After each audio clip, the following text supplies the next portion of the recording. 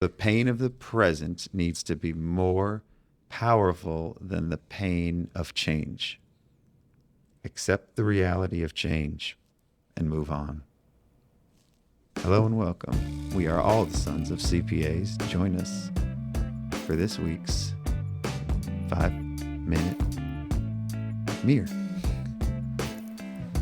Today, we have another special guest host, Marcus Mire from the Mire Group. I am in person with Marcus in Lafayette, Louisiana. Yeah, you're in my conference room. We're in my conference room. I don't look people in the eye when I record. I noticed that. It is a little strange. It is. So today, we're going to call this the 5-minute Mire. 5-minute Marcus, or the 5-minute, Marcus Mire. I just love that Eminem alliteration in your name. 5-minute Marcus Mire. We'll figure it out. You're going to come up with something. All right, Marcus. Today's topic isn't based on an article or anything. We're veering away from that. We're going to talk about change management today in your life and firm. Let's do it. So you have been through quite a bit of life changes in the past several years.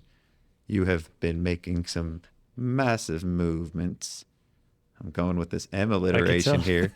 You have been making some massive moves, and I think you're living in the present of post-change apocalypse. So Yeah. tell us about it. Man, okay, where do I start? So, at least in terms of change management, the thing I think of is vision and a champion. The previous firm I was at was very much a traditional place. When I left, I had 3 people come with me, so I was the one who really wanted to leave, and those people had bought in to my vision and how we were going to do things differently. When we start talking change management, that's the first thing that comes to my mind is having a champion of it, somebody that can continually push the bigger picture through the ups and downs of the change. So you want to involve your team, or do you want to just identify the person that's going to lead the charge? Well, I think it's both, right? Especially if you're talking internal, generally as the firm owner, you're going to be the lead. Smaller firms, that you've got really close relationships with your team. So you're going to be the one kind of downhill pushing that change. So you are going to be the champion. But if you're talking about it in the sense of a client, yeah, you definitely want somebody on that side as well who's going to champion the change. Okay. So we're getting a little specific. How do you approach change when you have multiple people? I've heard that that's kind of hard. Yeah. I had that situation. I had 4 partners. And I could never get everybody to get behind me. Like there has to be some acknowledgement of this is a better way. Mm-hmm. And obviously until you have that, you really don't have anything to go forward, because you don't have everybody. Once you have momentum, right, which is everybody in line following. Another M. I didn't even think about that. But once you have momentum, then the dominoes start to fall, right? Yeah. And you can overcome the hard stuff that comes with any change. And a lot of the stuff we're talking about is whether it's firm stuff or software is kind of what comes to mind. There's always stuff that's going to come up that gets hard, that's unexpected, that gets messy. So the pain of the present needs to be more powerful than the pain of change. Less powerful, right? The pain of the present needs to be more powerful than the pain of change. You have to be in more pain currently than the pain that change is going to create. Yeah. Because change will create pain. No question. And the thought of changing something has to be less painful than the current pain that you're in, whatever that might be. And you have to be continually reminded of that big picture thought. Yeah. So that's kind of what I was saying when I started, where it's like you have to keep at a high level, 30,000 foot view, whatever you want to call it, keep impressing upon those who are involved in the change. This is where we all said we wanted to go.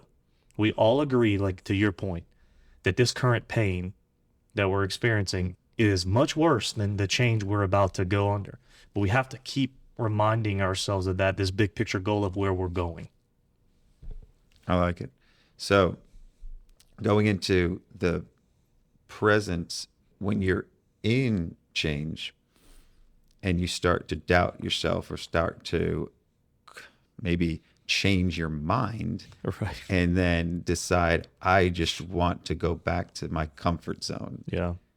And that's when you're reminding yourself. That's when you really need to check yourself. Yeah, for sure. I think what you have to do is, that's why you don't make any changes in kind of a cavalier way. You've thought them through. You've kind of thought through each one of the points, what's going to happen. Speaking of Cavaliers, they've been through a lot of change. That's right. But I mean, but seriously, that's why you don't just make big changes all the time without much thought behind it. Like, I think there's something to be said for like analysis paralysis, but on the other hand, I think there's something to be said for thought out diligence in making a decision. And then when you come to the point of what you said, the cost benefit, like what we have right now sucks and where we're going is much better, but we know it's going to be hard to do it. You've thought through how much that sucks and why you want to go to the next place. That's like that reservoir you keep drawing from, right? Is to keep saying like, no, we all agreed. We took the time to think about how bad it is right now and how good it can be. So why that, if we don't believe in that, then why would we ever even have those meetings and those thoughts and get behind a vision? Let's just do what we always have done. Let's not even waste our time. Yeah. Yeah. And I think that's, a lot of firms do that. They keep just going, what we're doing now is okay. We know it. The devil we know is better than the devil we don't. And we don't want to get in a situation where we're halfway in and it's hard and then we don't want to change and then we revert back to, and you see, we wasted all that time in those meetings and spreadsheets and analysis. We could have just kept what we were doing and made more money. Yeah. You know what I mean? Because they're looking at it from the time perspective. Priorities. Yeah. Priorities in, is it time? Is it money? Is it freedom? Is it growth? What is your intended outcome of the change? And be very clear on that, or be clear on the goal. You're going to run into roadblocks too. Yeah. I think during a lot of change, you may find out that halfway through or whichever point, you're not going to get there with your current method and your current way of going about making this change. Right. And you might have to backpedal. You might have to start back at square one, and that's frustrating too. Yeah.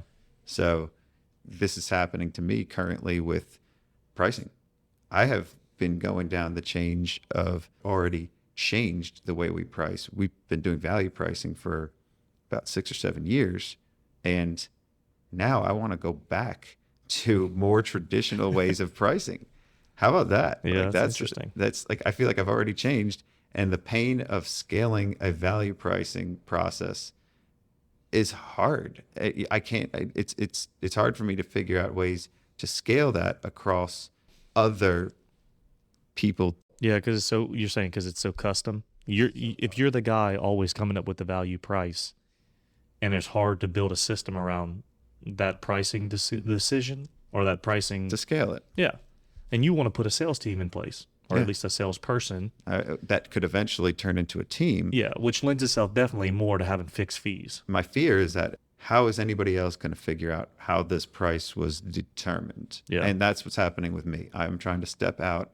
I got somebody coming in, and the way that I have been approaching pricing has been very off the cuff, very stick my finger in my mouth and figure out which way the wind's blowing, But I think everybody listening to this who does any value pricing is going to relate to that.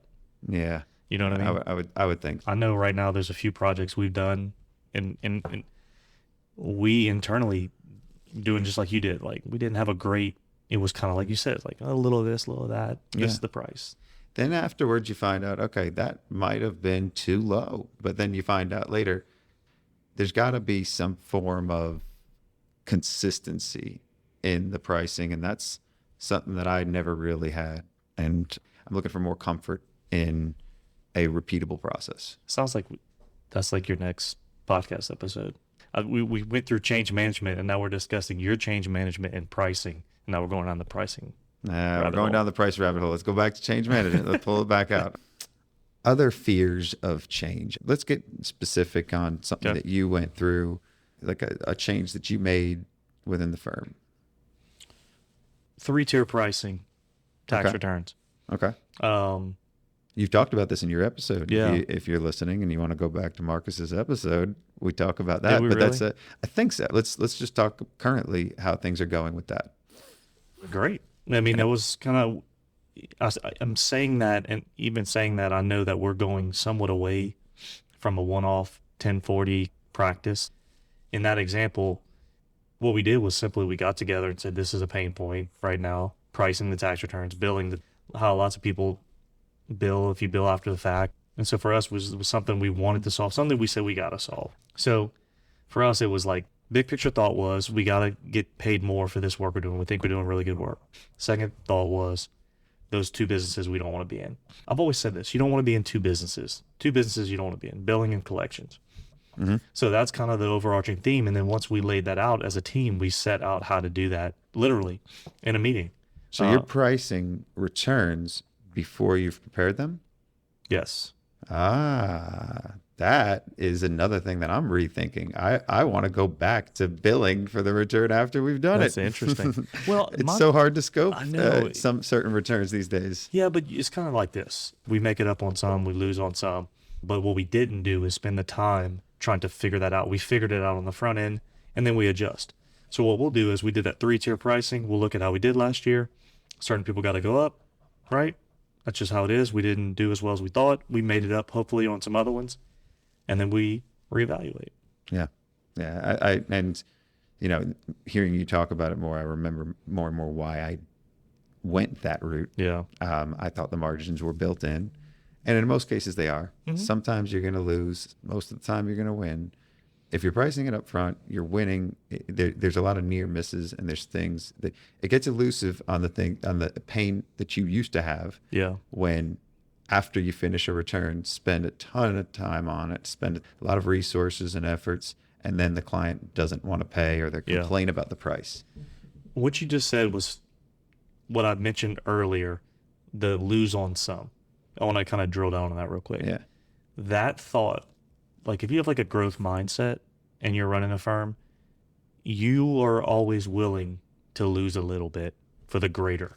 Sure. And what I was talking about earlier with a lot of firms, when they go through change and it gets hard, they revert back to the comfortable, what they've always done. And then they point to the time they spent and say, you see, that right there is lost. If we just didn't initiate this change, we wouldn't have lost that. And you and I are sitting here talking about losses, mitigating them, learning from them, because knowing that if we do it better, it's a better outcome for our firm. So we're willing to lose, not say willing to lose, but we know that's part of the game. Yeah. And losing is part of the game a little bit. I billed this guy $1,500. I should have billed him $2,200. You learn from that. Yeah. A lot of people don't want to make that mistake ever, and it keeps them from growing the top line on a lot of other types of projects. Well, sunk costs. Yeah. You know, you got to learn from a sunk cost, but you can't be attached to it. Sunk costs are the enemy in a world where our minds change over time. Talking about change. Yeah. So what does that mean to you when I say that? Say it again. Sunk costs are the enemy in a world where our minds change over time. Yeah. So that to me means that when I decide to make a change and realize later that it was the wrong change or something different, and I have spent all of this time and money attempting that, it is not worth continuing and pushing forward. It might be something that I need to rethink. Mm-hmm. So there are situations where you may have invested in the wrong change. Yeah. And you realize, and that's kind of what I'm getting at with some of this pricing things. And I don't know what's right and wrong about pricing. I don't know anything these days. I think I know something, and then I know less and less the more I learn. Yeah, I think there's persistence, and I think there's sticking your head in the sand. Sure. So I think there's persistence toward a vision that you as your team, all agreed on. This is the direction we want to go. We've thought it out. We've done our due diligence. But there's also getting down that path, and new factors come into play or things you didn't consider, and just facts. Yeah. So it's nuanced, right? I think generally speaking, to make change happen, you got to champion it. You got to refer back to your vision, 30,000 foot view, remind those kind of in the foxhole of the stuff that's going wrong, that what we all agreed on. But then you can't be naive or not listen to the actual facts that are happening during the change. And like you said, as a leader, it might be a situation where you go, we got to scrap it. Yeah. It wasn't what we thought. We got to scrap it and not not be too hard on yourself Yeah. and not be too hard on anything else, because you're never going to get that time back. You're not going to get that money back, but you can have a better future by pivoting. I think you're a better leader too. I think, if you recognize things are just not going great, like so many obstacles, way more than you thought. I think as a leader, that speaks to you listening, right? If your team keeps coming to you like, this is not working like you thought, you being the leader and the team telling you, I think that resonates with them when you heed their advice and say, okay, I'm with you. Yeah. Listening is a very important. I mean, I stress that more than anything else. When it comes to change, you have got to have your team leading. You got to have their buy-in. They have to be all in. Yeah. You could be all in and you could think this is the greatest thing we need to do. We need to change. And if they don't believe you and they feel it wasn't their decision as well, they're never going to listen. And you've lost them already. And to your point, if you then also listen during change to the negative aspects and maybe have to pivot, I think the next time you try to initiate change, they trust you. I'm the one pushing down this change. And admittedly, it probably doesn't affect me as much as the team. So when the team comes to me and says, look, man, I know you had this great idea, but it's not working. We don't want to do this. We don't want to do this. So there's a trust back and forth. And they then respect if you say, all right, I'm with you. Let's scrap it. Yeah. Yeah. I like that. So, to kind of round this out, accept the reality of change and move on. Absolutely. Accept the reality of change and move on. And sometimes things are going to change around you and you got no control over that. That's where you got to pivot your current mindset and shift. And that's another story for another day. Thanks, Marcus. Yeah, love it.